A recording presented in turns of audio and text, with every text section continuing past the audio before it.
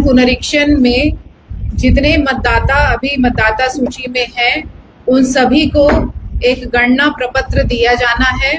यह गणना प्रपत्र, एक सैंपल दे दीजिए। यह गणना प्रपत्र प्रीफिल्ड फॉर्म है जो कि डाउनलोड किया जाना है। ये डाउनलोड मतदाता स्वयं कर सकता है अथवा इसको बीएलओ को भी हम लोग प्रिंट कराकर उपलब्ध करा रहे हैं ताकि बीएलओ घर घर जाकर इसे दें और उनसे डेटा भरवा करके इसको कलेक्ट भी करें। यदि आप इसको देखेंगे, ये गणना प्रपत्र का प्रारूप है। इसमें आप लोग देख सकते हैं कि इसमें मतदाता का नाम, उसका बूथ संख्या, बूथ की विवरणी इत्यादि दी हुई है और इसमें उस मतदाता का फोटो भी है।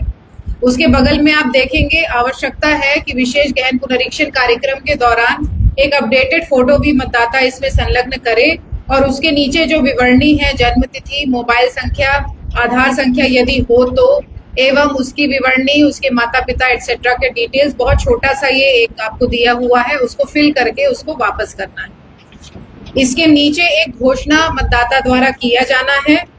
मैं अपने सर्वोत्तम ज्ञान और विश्वास से घोषणा करता हूं कि ये जो नीचे 3 पॉइंट्स दिए गए हैं, इससे यह प्रमाणित होगा कि मतदाता यहाँ का नागरिक है।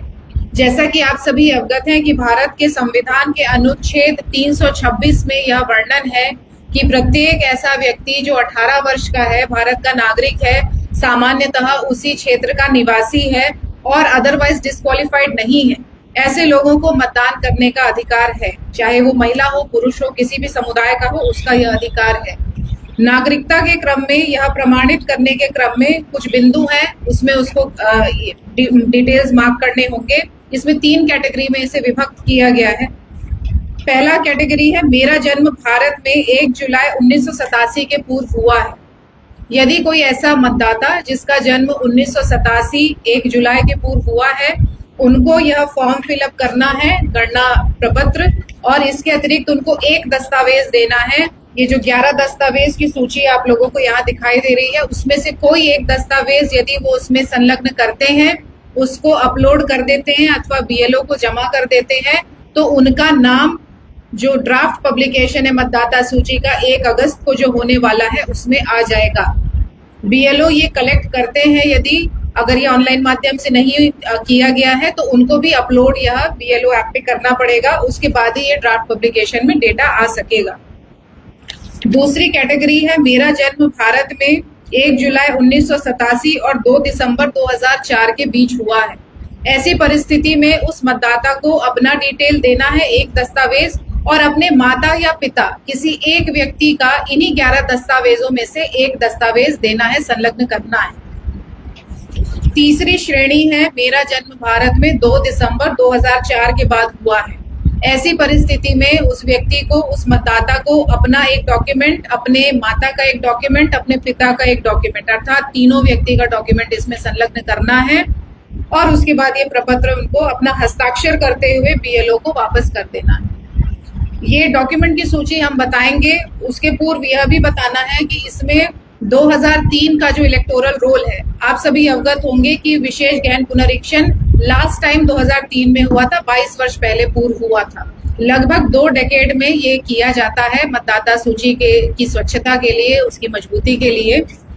तो ये 2003 के इलेक्टोरल रोल में जितने मतदाताओं का नाम है, ऐसे मतदाताओं को केवल यह एन्यूमरेशन फॉर्म एवं उस इलेक्टोरल रोल में वो किस क्रमांक पे है, यदि वो लगा देता है उसका कॉपी, तो उसको और कोई दस्तावेज देने की आवश्यकता नहीं होगी। इसके अतिरिक्त यदि उस मतदाता, क्योंकि अभी ये पुरानी बात है, लगभग 38 साल हो गए, उनके बेटा बेटी जो भी उनके वंशज होंगे, वो भी अगर उस सूची को लगा देते हैं और वंशावली अपनी देते हैं कि ये मेरे माता पिता है जिनका ऑलरेडी मतदाता सूची में नाम था 2003 में, तो उनको भी और कोई दस्तावेज देने की आवश्यकता नहीं होगी।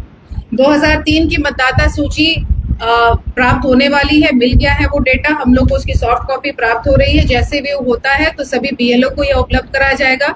जिला के वेबसाइट, ERO-NET सभी पे यह उपलब्ध रहेगा ताकि मतदाता स्वयं उसको जब फॉर्म फिलअप कर रहे हैं तो उसको संलग्न कर सकते हैं कि हाँ, मैं 2003 में मतदाता था, मतदान करता था, इसीलिए मेरा नाम इसमें जोड़ने योग्य है और कोई दस्तावेज देने की इसमें आवश्यकता नहीं है। 11 दस्तावेज जो आप लोगों को देखना है, जो देना है उनको, उसमें सबसे पहला है केंद्रीय राज्य पीएसयू से नियमित कर्मचारी पेंशन भोगी को निर्गत कोई पहचान पत्र पेंशन भुगतान आदेश। दूसरा है सरकार, स्थानीय प्राधिकरण, बैंक, डाकघर, एलआईसी, पीएसयू द्वारा भारत में 1 जुलाई 1987 से पूर्व निर्गत किया गया कोई भी प्रमाण पत्र, पहचान पत्र, दस्तावेज।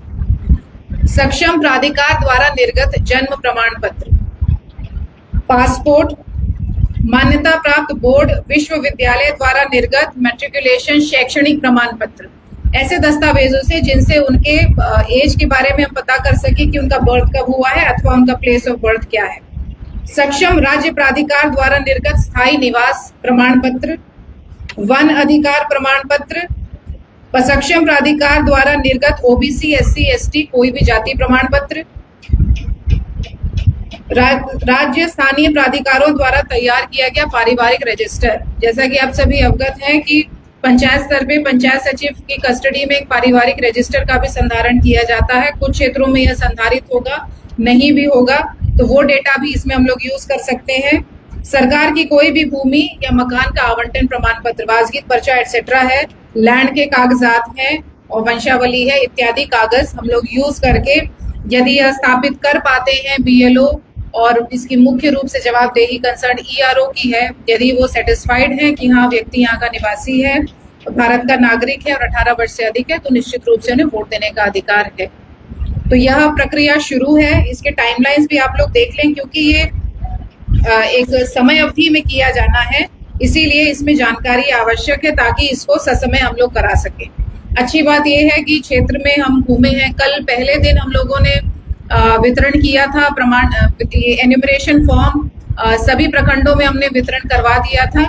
उसमें लगभग 50,000 फॉर्म हम लोगों ने घर घर पहुंचाया। बीएलओस को तो ज्यादा हुआ था, लगभग 4 लाख हम लोगों ने कल वितरण किया। उसमें से 50,000 कल वो बांट पाए शाम तक, क्योंकि लेट रिसीव हुआ था, और उसमें लगभग 5,000 हम लोगों को वापस प्राप्त भी हो गया है।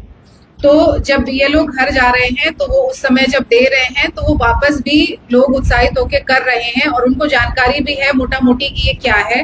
इसी क्रम में आज हम क्षेत्र में भी गए थे। हाजीपुर में माझी टोला का हमने भ्रमण किया, वहां भी जो वोटर्स थे उनके साथ बातचीत हुई है। उसके पश्चात सैदपुर भी आज हम गए थे, वहां भी माइनॉरिटी टोला में बैठ करके सबसे बातचीत हुई है।